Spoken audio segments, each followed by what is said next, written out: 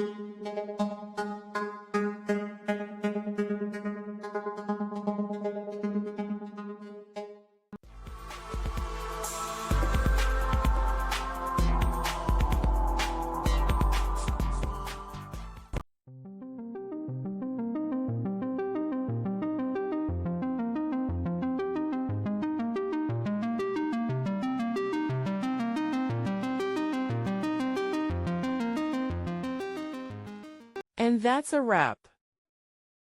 I hope you found the answer you were looking for. If you did, take a second to hit that subscribe button. It really helps out. And let me know in the comments which solution worked best for you. See you next time in the debug zone.